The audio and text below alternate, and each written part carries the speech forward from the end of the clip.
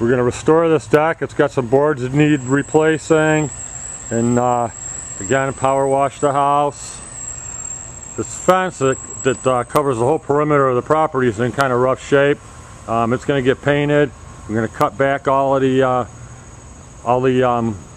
vines and branches and power wash that fence and repaint it. There's a couple boards that need replacing. This fence has also had to be power washed. It had some boards replaced, and then we painted it.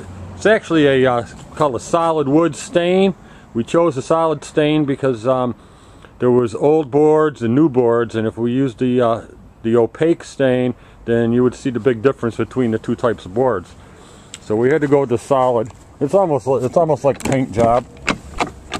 But it's a nice brown. This fence all had vines and all kinds of growth coming up on it. We cut all of that back, power washed all the mold and mildew off of it, and then gave it 2 coats of the solid wood stain. We also restored the deck. We had to replace a few boards there, and again we used the solid deck stain because of the replacement boards. It's a different color, but looks really good.